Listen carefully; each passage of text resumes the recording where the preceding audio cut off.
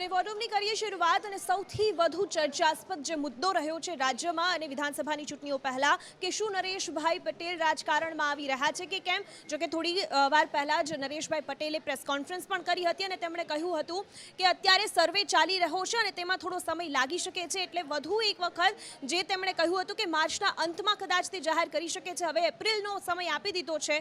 રહીમ જોડાયા છે વધુ જાણકારી સાથે અને રહીમ, વધુ એક વખત સમય વધારાયો છે। આ સાથે એક નવો મુદ્દો પણ સામે આવ્યો કે જો તેઓ રાજકારણમાં આવે છે તો ખોડલધામના ટ્રસ્ટી તરીકે તેમને રાજીનામું આપવું પડે અને સમાજ તેની પણ ના પાડી રહ્યું છે। રહીમ, ચોક્કસપણે દિવ્યા, જે રીતના વાત કરવામાં આવી છે, ખોડલધામના ટ્રસ્ટનો એક જ્યારે તૈયાર થયું ત્યારે જ નિયમ રાખવામાં આવ્યો હતો, જો રાજકારણમાં ખોડલધામના ટ્રસ્ટી કે કોઈ પણ જોડાય છે તો તેણે ખોડલધામના ટ્રસ્ટી પદેથી રાજીનામું આપવું પડે છે। પરંતુ નરેશ પટેલ છે, ચેરમેન છે ને તેણે ખોડલધામ માટે સારું પણ કામ કર્યું છે ને તેને જ લઈને ક્યાંક અસમંજસ છે તે હજી ચર્ચાઈ રહી છે। ખોડલધામ ટ્રસ્ટ દ્વારા એક સર્વે છે તેની શરૂઆત કરવામાં આવી છે। સૌરાષ્ટ્રના મોટા ભાગના ગામડાઓ હજી કવર થયા છે, પરંતુ આખો આ સર્વે છે તે ગુજરાતભરમાં ચાલી રહ્યો છે। રાજકારણમાં જોડાવા માટે થઈને તેનો સર્વે ચાલી રહ્યો છે, પરંતુ તેની વચ્ચે એક મહત્વના સવાલો છે તે ઉત્પન્ન થયા છે। યુવાનો દ્વારા કહેવામાં આવ્યું છે કે નરેશ પટેલ જો રાજકારણમાં જોડાય છે તો તેને ખોડલધામના ચેરમેન પદે પણ ચાલુ રાખવાની માંગ છે, તે યુવાનો દ્વારા કરવામાં આવી છે। એટલે ક્યાંક ને ક્યાંક હવે ખોડલધામના ટ્રસ્ટીઓ છે તેના દ્વારા આ ઉપર એક નિર્ણય લેવામાં આવશે, તેને લઈને ક્યાંક આગામી સમયમાં ચર્ચાઓ ચાલશે। બીજી બાજુ જે રીતના વાત કરવામાં આવે છે તો નરેશ પટેલે વધુ એક મુદત પણ માંગી છે। એપ્રિલના મધ્યમાં તેઓ ફરીથી મીડિયા સાથે એક વાતચીત કરશે ને ત્યાં સુધીમાં સર્વે છે તેની મોટાભાગની કામગીરી પૂર્ણ થઈ ગઈ હશે તેવી પણ તેણે જાહેરાત કરી છે। લગભગ 50થી વધુ અલગ અલગ લોકો છે તે આ સર્વે કરી રહ્યા છે। તેમાં રાજકારણમાં જોડાવાની વાત તો છે, પરંતુ સાથે સાથે કઈ પાર્ટીમાં જોડાવવું જોઈએ તે પણ એક પ્રશ્ન સવાલ છે તે મૂકવામાં આવ્યો છે। એટલે કહી શકાય કે સ્પષ્ટ જે ગામની અંદર જે લોકોની વધારે પ્રભુત્વ, જે વસ્તી ધરાવતા હોય છે, જે કોમની વધારે વ્યક્તિ વસ્તી છે તે લોકોને આ સવાલો છે તે કરવામાં આવે છે અને આ સમિતિ દ્વારા કરવામાં આવતા હોય છે। એટલે કહી શકાય કે નરેશ પટેલ છે તે આખા ગુજરાતની અંદર સર્વે શરૂ કર્યો છે। તે સર્વે પૂર્ણ થયા બાદ તેઓ પોતાની રાજકીય કારકિર્દીની શરૂઆત કરવી કે નહીં તેનો જે આખી જાહેરાત છે તે કરશે, પરંતુ તેની વચ્ચે બે મહત્વના મુદ્દાઓ તે અત્યારે બોલ્યા હતા, શિક્ષણ અને આરોગ્ય, આ બે તેમનું પ્રાધાન્ય છે। ને બીજી બાજુ દિલ્હીમાં પણ આ જ પ્રકારની પ્રવૃત્તિઓ ચાલી રહી છે, એટલે ક્યાંક ને ક્યાંક એ તરફ પણ ક્યાંક તેમનું પલડું ઢળતું હોય તેવું લાગી રહ્યું છે। એટલે કહી શકાય કે નરેશ પટેલે અત્યારે તો મુદત માંગી છે, એપ્રિલના મધ્યની અંદર ફરીથી એક પત્રકાર પરિષદ સંબોધશે ને ત્યારે તેઓ રાજકારણમાં પ્રવેશે છે કે નહીં તેની જાહેરાત કરશે। દિવ્યા, ચોક્કસથી રહીમ, આભાર જાણકારી બદલ। અને હવે એ જોવાનું રહ્યું કે નરેશભાઈ એક મુદ્દત તો આપી છે, પરંતુ વારંવાર મુદ્દત ન પડે ને તેઓ નક્કી કરે કે તેઓ રાજકારણમાં જોડાશે કે કેમ।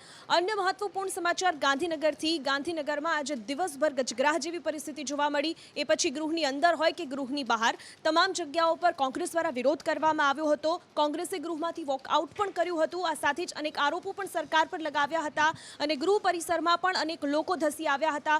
આખરે આખા દિવસ દરમિયાન ગાંધીનગરમાં કેવો ગજગ્રાહ જોવા મળ્યો હતો જાણીશું સંવાદદાતા હિરેન પાસેથી। જી હિરેન। તો કોંગ્રેસ દ્વારા યુવા સ્વાભિમાન સંમેલનનું આયોજન કરવામાં આવ્યું હતું અને આ યુવા સ્વાભિમાન સંમેલન એટલે કે રાજ્યમાં અવારનવાર થતી પેપર લીકની ઘટનાઓ હોય અથવા તો સરકારી ભરતીઓની અને બેરોજગારીનો જે મુદ્દો છે, આ તમામ મુદ્દાઓને આ સંમેલનમાં આવરી લેવાના હતા, પરંતુ સરકાર તરફી પોલીસે આ સંમેલનની મંજૂરી નહોતી આપી, એટલે ઘર્ષણ થવું એ સ્વાભાવિક હતું। એક તરફ વિધાનસભા ગૃહની બહાર યુથ કોંગ્રેસના કાર્યકર્તાઓ સતત સત્યાગ્રહ છાવણી કે જે આંદોલન થતા હોય છે ત્યાં જ પહોંચવા માટે પ્રયત્ન થતા હતા અને પોલીસ તેમનો અટકાયત કરતી હતી। યુથ કોંગ્રેસના પ્રમુખ હોય અથવા તો રાષ્ટ્રીય યુથ કોંગ્રેસના પ્રમુખ વિશ્વનાથ હોય, આ તમામ લોકોની અટકાયત કરવામાં આવી હતી। બીજી તરફ વિધાનસભામાં પણ ધારાસભ્યોને સીધી અસર આ આંદોલનની જોવા મળતી હતી। વિધાનસભામાં પહોંચે તે પહેલાં ધારાસભ્યોનું જે નિવાસસ્થાન છે ત્યાંથી જ પોલીસે કેટલાક લોકોની અટકાયત કરવાની શરૂઆત કરી હતી। ધારાસભ્યોને હેરાનગતિ કરાતી હોવાનો પણ દાવો કરવામાં આવ્યો હતો। બીજી તરફ વિધાનસભા ગૃહમાં ધારાસભ્યો આવે તે પહેલાં તેમના સમર્થકોને સાથે ન લઈ જવા તે પ્રકારના દાવા સાથે પોલીસે તેમને રોક્યા હતા। જો કે પોલીસ અને ધારાસભ્યો ધારાસભ્યો વચ્ચે ઉગ્ર ચર્ચા અને બોલાચાલી થયા બાદ મામલો થાળે પડ્યો હતો અને સમર્થકોને પણ ઉપર જવા દેવામાં આવ્યા હતા. પ્રશ્નોત્તરી કાળ પૂરો થાય તે પછી તરત જ વન વિભાગ અંતર્ગતની જે બજેટની માગણીઓ હતી અને તેમાં પોઈન્ટ ઓફ ઓર્ડર પૂંજાભાઈ વંશે ઉઠાવ્યો હતો કે પેપરમાં ગઈકાલે જે વનરક્ષકની ભરતી માટેની જે પરીક્ષા હતી ને પેપર ફૂટ્યું હતું તે પ્રકારનો દાવો ગૃહમાં કરવામાં આવ્યો હતો અને એ માંગ સાથે કોંગ્રેસના તમામ ધારાસભ્યોએ વિધાનસભા ગૃહની અંદર પણ સરકારમાં પેપર ફૂટે છે, પેપર લીક નહીં પરંતુ સરકાર લીક છે, યુવાનોના ભવિષ્ય સાથે ચેડા થાય છે, આ પ્રકારના સૂત્રોચ્ચાર સાથે કોંગ્રેસના ધારાસભ્યો ઇમરાન ખેડાવાલા સહિતના 8 થી 10 ધારાસભ્યો છે તે વિધાનસભા ગૃહમાં વેલમાં ધસી આવ્યા હતા. જો કે મહત્વનું છે કે વોકઆઉટ કોંગ્રેસે કોઈ પણ પ્રકારે નહોતો કર્યો. વિધાનસભા અધ્યક્ષે આ હોબાળો વધતા અને ઉગ્ર સ્થિતિ થતાં ખુદ વિધાનસભા અધ્યક્ષે 15 મિનિટ માટે ગૃહ મુલતવી રાખ્યું હતું.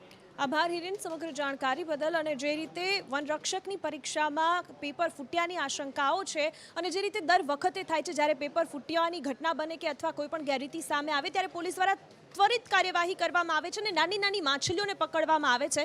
આ વખતે પણ કંઈક આવું જ થયું છે. અનેક લોકોની ધરપકડ કરવામાં આવી છે અને કાર્યવાહી આગળ વધારવામાં આવી છે. જાણીશું કેટલા લોકોની ધરપકડ થઈ છે અને શું કાર્યવાહી છે, જાણીશું ચાર્મી પાસેથી.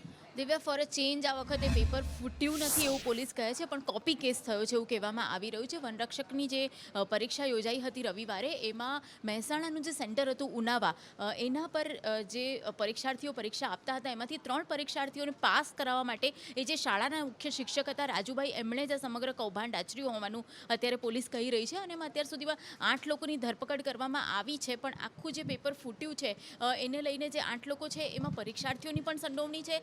સાથે પરીક્ષાનું પેપર સોલ્વ કરવાનો એક વિદ્યાર્થી સુમિત ચૌધરી કરીને હતો, જેને પહેલેથી જ પેપર શરૂ થતાં પહેલાં જ ધાબે બેસાડી દેવામાં આવ્યો હતો અને એના મોબાઈલ પર પરીક્ષાર્થીઓ જે ગેરહાજર રહ્યા હતા એ લોકોનું પેપરનો ફોટો પાડી અને મોકલવામાં આવ્યો હતો અને એણે પેપર સોલ્વ કરીને મોકલ્યું હતું. ને ત્યારબાદ જે પરીક્ષાર્થીઓ હતા એમને ઝેરોક્સ કાઢીને આ પેપરો આપવામાં આવ્યા હતા જેમને પાસ કરાવવાના હતા. પણ આ સમગ્ર પ્રક્રિયા દરમિયાન એક જે પરીક્ષાર્થી હતો એ પાણી પીવા માટે એમની સાથે બહાર આવ્યો અને એ જોઈ ગયો કે અમને કોપી અપાય છે, માટે એને પણ કોપી આપવામાં આવી અને એ જ્યારે અંદર બેસીને એ જ કોપીમાંથી ચોરી કરતો હતો ત્યારે એ પકડાઈ ગયો અને સમગ્ર કૌભાંડ સામે આવ્યું છે. અત્યારે તો માત્ર 3 જ વિદ્યાર્થીઓને પાસ થવા માટે આ ષડયંત્ર રચાયું હોવાનું સામે આવે છે, પણ પોલીસે 8 લોકોની ધરપકડ કરી છે. માટે આગામી દિવસોમાં હજુ વધારે લોકો સુધી આ તાર પહોંચી શકે છે. પણ હવે પોલીસ ક્યાં સુધી આની તપાસ કરે છે કે દર વખતની જેમ જેટલા પેપર ફૂટે છે એમાં જે પ્રમાણે પછી કાર્યવાહી પાછળથી સ્થગિત કરી દેવાય છે એવું આમાં ના થાય તો સારું.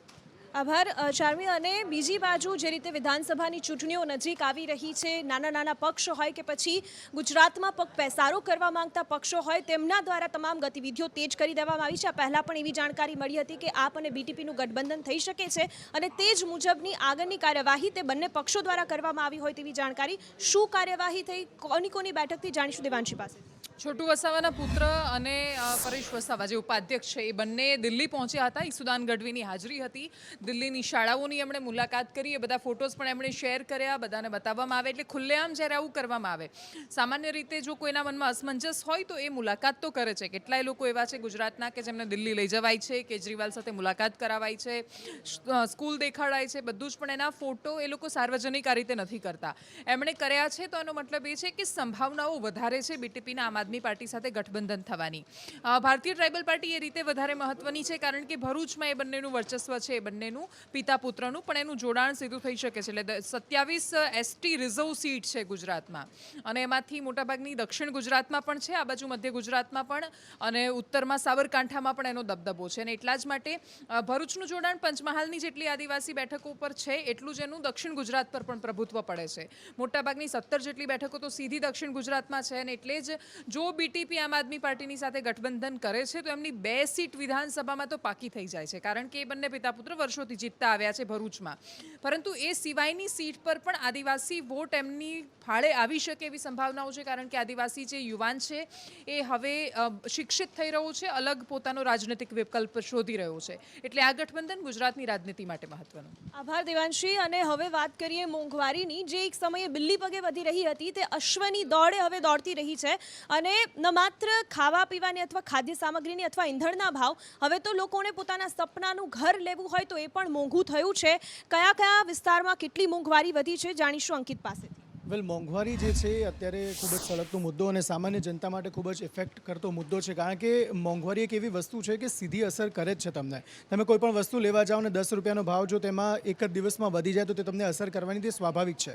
ખાસ સૌથી પહેલાં પેટ્રોલ ડીઝલની વાત કરીએ, કારણ કે અલગ અલગ જગ્યાએ મોંઘવારીનો માર અત્યારે સામાન્ય જનતાને સહન કરવાનો વારો આવ્યો છે. તે છે પેટ્રોલ, ડીઝલ, શાકભાજી અને સાથે અન્ય એક વસ્તુ જે અફોર્ડેબલ હાઉસિંગ, જે પહેલાં લોકોને સસ્તા ભાવે મળતા હતા, તેમાં પણ હવે બિલ્ડર એસોસિએશન દ્વારા એ નિર્ણય લેવામાં આવ્યો છે કે તેમાં પણ ભાવ વધારો અમે કરીશું. સૌથી પહેલાં પેટ્રોલ ડીઝલની વાત કરી લઈએ તો આપણે જાણીએ છીએ કે છેલ્લા કેટલાક દિવસોથી ફરી એકવાર એક અઠવાડિયાની વાત કરીએ તો એક અઠવાડિયાથી ફરી એકવાર પેટ્રોલ ડીઝલના ભાવમાં વધારો જોવા મળી રહ્યો છે.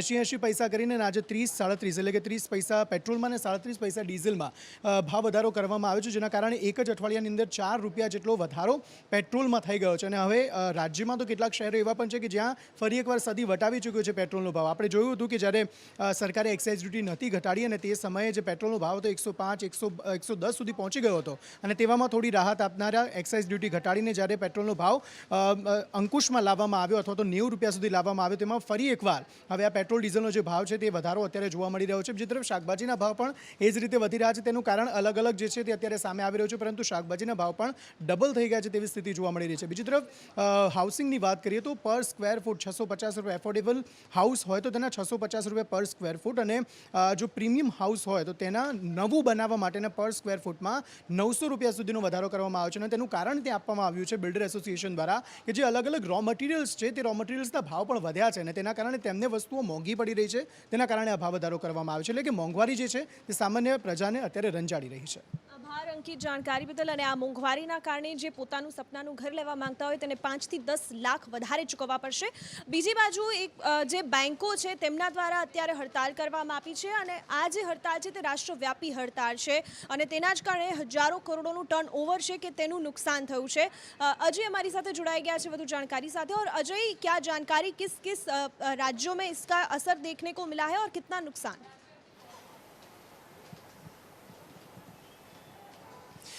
देखिए दिव्या, बैंकों के निजीकरण को लेकर के पहले भी पॉलिटिकल पार्टी की तरफ से विरोध किया जाता रहा है। यहाँ तक कि जो कई सारे संगठन हैं जो बैंकों से जुड़े हुए हैं उनकी तरफ से भी विरोध होता रहा है। लेकिन अब 10 ट्रेड यूनियन की तरफ से हड़ताल की घोषणा की गई है। आज उसका पहला दिन है और कल भी ये हड़ताल जारी रहेगी। हालांकि बैंकों पे असर की बात करें तो शनिवार से ही उस पर असर देखने को मिल रहा है, क्योंकि शनिवार को छुट्टी का दिन था, फिर उसके बाद रविवार हुआ, आज सोमवार को हड़ताल है और कल भी हड़ताल रहेगी। इस तरह से बैंकों पर 4 दिनों तक लगातार असर देखने को मिलेगा। जहां तक ट्रेड यूनियन की मांग है तो उनकी तरफ से कहा जा रहा है कि जो केंद्र सरकार की तरफ से 2 बैंकों के निजीकरण की बात कही गई है उसका निजीकरण नहीं होना चाहिए, आउटसोर्सिंग रुकनी चाहिए और इसी तरह से सरकारी संस्थाओं को बढ़ावा देना चाहिए। यहाँ तक कि मैटरनिटी लीव जो है उसको बहाल करना चाहिए और साथ ही साथ जो पुरानी पेंशन की मांग है वो भी आज बैंक के हड़ताल से जुड़ी हुई है। और आज की हड़ताल में न सिर्फ बैंक कर्मचारी पूरे देश भर से शामिल हैं, बल्कि इसमें डाक विभाग भी है, रेलवे है, बिजली कर्मचारी हैं, कोल से जुड़े हुए, ऑयल से जुड़े हुए जितने भी सेक्टर हैं, करीब 20 करोड़ कर्मचारी हैं जो कि इस हड़ताल से सीधे तौर पे जुड़े हुए हैं। यहाँ तक कि महाराष्ट्र में बिजली कर्मचारियों की तरफ से जब हड़ताल की घोषणा की गई तो वहाँ पे एस्मा लगा दिया गया। बावजूद उसके कर्मचारी अपना काम करते हुए हड़ताल में एक तरह से शामिल हैं और बाहर रह के अपना विरोध प्रदर्शन करते हुए दिखाई दे रहे हैं। इसी तरह से हरियाणा में भी जो रोडवेज कर्मचारी हैं, पंजाब के रोडवेज कर्मचारी हैं, उनकी तरफ से भी खुद जो संस्थान है वहीं पर हड़ताल की गई है। फिलहाल वो काम में नहीं लगे हुए हैं। इसी तरह से कोल इंडस्ट्री से जुड़े हुए और बैंक से जुड़े हुए ऐसे कई सारे सेक्टर हैं जहां पे इसका सीधा असर देखने को मिल रहा है। लेकिन गुजरात के भी 3500 से ज्यादा जो बैंक की शाखाओं हैं उसमें भी काम का असर देखने को मिल रहा है।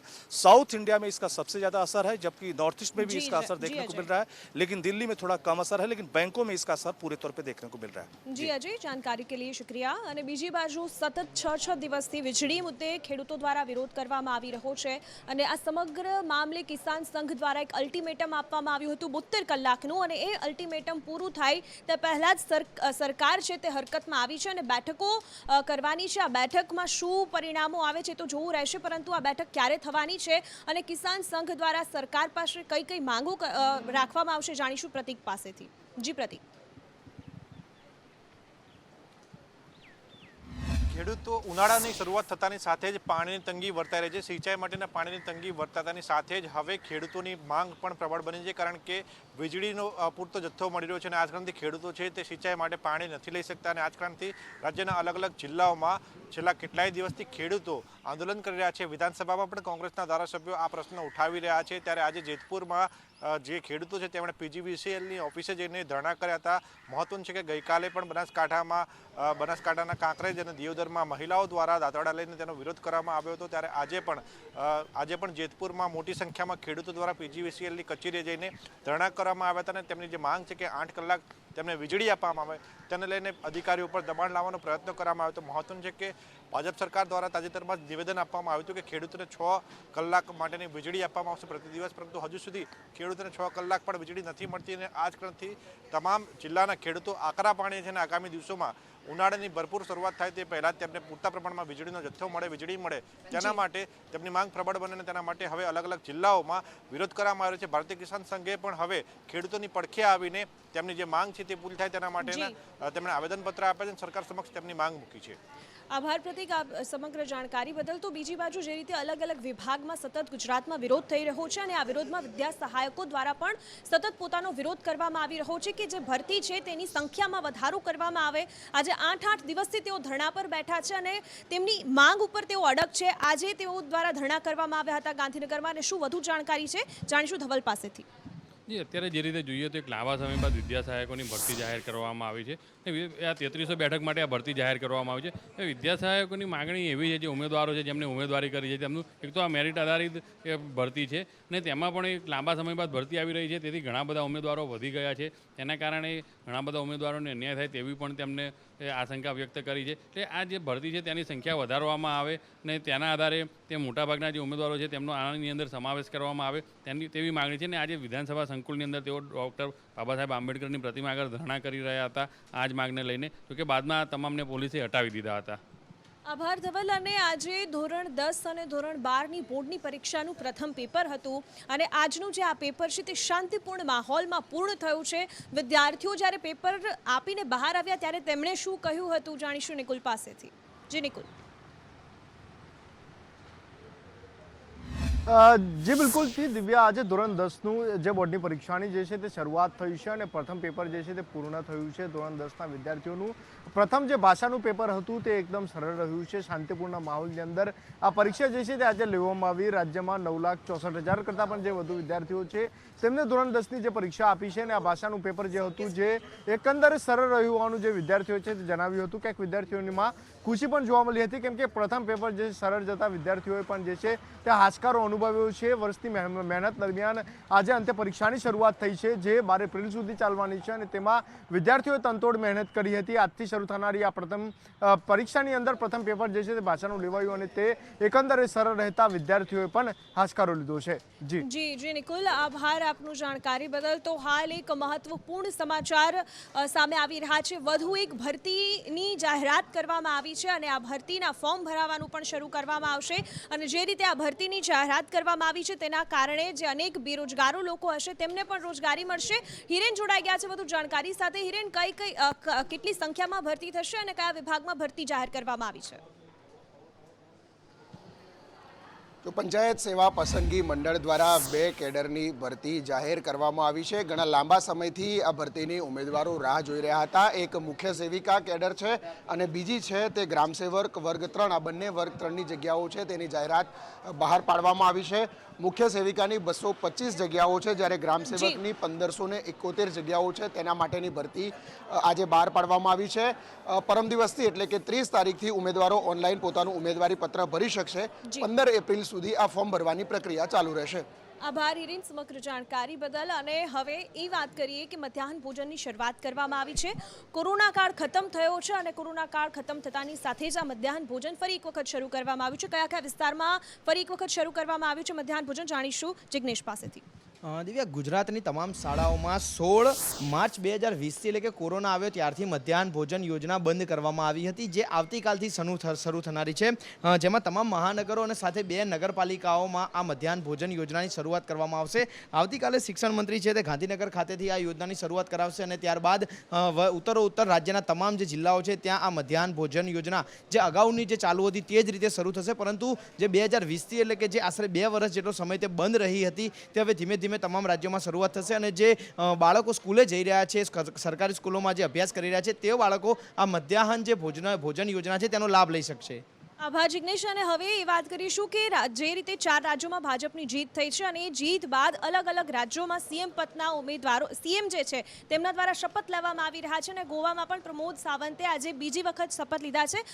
જાણીશું પ્રતિપાલ કે આજે તેમની સાથે કોણ કોણ હાજર રહ્યું હતું અને મંત્રીમંડળ વિશે શું હતું આપણી? હજી ચોક્કસ દિવ્યા, જે રીતે ભવ્યાથી ભવ્ય જીત થઈ હતી ભારતીય જનતા પાર્ટીની ઉત્તર પ્રદેશ તેમજ ઉત્તરાખંડ, ગોવા અને મણિપુરમાં, તો એક બાદ એક શપથ ગ્રહણ સમારોહ યોજાયો હતો. ઉત્તર પ્રદેશમાં પણ થોડા દિવસ પહેલાં જ શપથ સમારોહ યોજાયો હતો, જેમાં ખૂબ જ મોટી સંખ્યામાં ભારતીય જનતા પાર્ટીના નેતાઓ તેમજ અધિકારીઓ ઉપસ્થિત રહ્યા. તેવી રીતે જ ગોવામાં બીજી વાર મુખ્યમંત્રી પ્રમોદ સાવંતે પણ શપથ ગ્રહણ સમારોહમાં ચોક્કસ તેઓના શપથ યોજાયા હતા. અને ખાસ કરીને જે રીતે પ્રમોદ સાવંતના બીજા શપથ ગ્રહણ સમારોહમાં ગોવાના બામ્બોલિમમાં ડૉક્ટર શ્યામાપ્રસાદ મુખર્જી સ્ટેડિયમમાં જે શપથ સમારોહ યોજાયો હતો તેમાં પીએમ મોદી પણ ઉપસ્થિત રહ્યા હતા, ગૃહમંત્રી અમિત શાહ પણ ઉપસ્થિત રહ્યા હતા, જેપી નડ્ડા પણ ઉપસ્થિત રહ્યા હતા અને ભવ્યાથી ભવ્ય સમારોહનું આયોજન કરવામાં આવ્યું હતું. દિવ્યા, આભાર પ્રતિપાલ જાણકારી બદલ. અને આ સાથે જ વોર રૂમમાં હાલ બસ આટલું. વધુ સમાચારો માટે આપ લોગિન કરી શકો છો સંદેશ.com પર. નમસ્કાર.